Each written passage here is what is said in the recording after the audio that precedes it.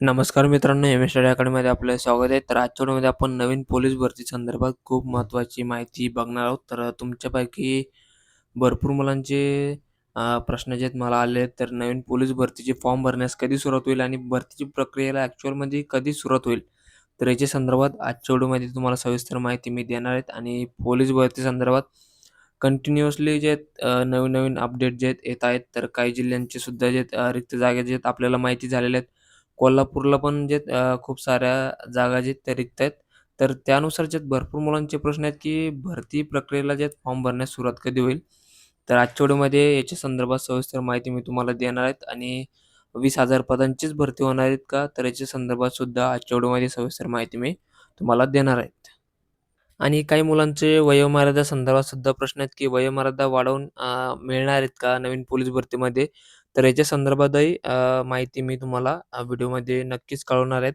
आणि व्हिडिओ चालू करण्यापूर्वी तुम्हाला एक रिक्वेस्ट आहे, जर तुम्ही या चॅनलवर नवीन नसाल तर चॅनलला सबस्क्राईब आणि लाईक नक्की करा आणि तुमचे जर काही प्रश्न असतील तर मला या आयडीवरती फॉलो करून नक्की विचारू शकतात. तर चला व्हिडिओला स्टार्ट करूयात.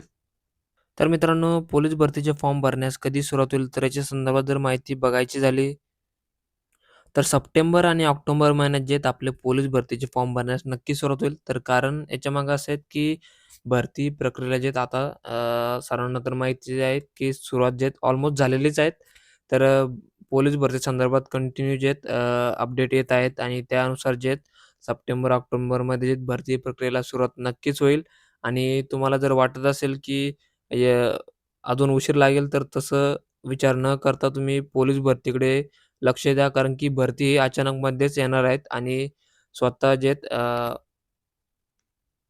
महाराष्ट्र शासनाकडूनच आपल्याला कळेल की किती पदे रिक्त आहेत आणि त्यानुसार जे नवीन पोलीस भरती जे आहेत लवकरच होणार आहेत आणि त्यानुसार जे सर्वांनी रेडी असणं गरजेचं आहे.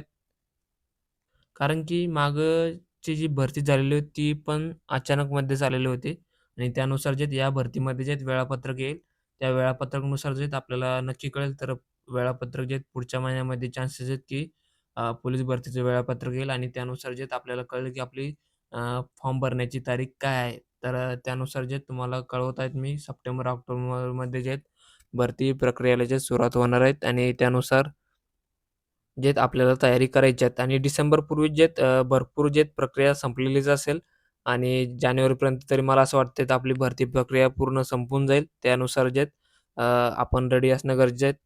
आणि त्यानंतर दुसरा प्रश्न आहे, की 20,000 पदांचीच भरती होईल का? तर माझ्या माहितीनुसार 18,000 पदांची पदभरती होऊ शकते. तर 20,000 मला वाटत नाहीत, की 20,000 पदांची भरती होईल आणि जर झाली तर चांगलीच आहे. तर 18,000 पदांची तरी भरती नक्की होईल. आणि वयोमर्यादा संदर्भात ज्या मुलांचा प्रश्न आहे, की वाढवून मिळणार आहेत का? तर याच्या संदर्भात जशी अपडेट येईल तर मी तुम्हाला नक्कीच कळवेल.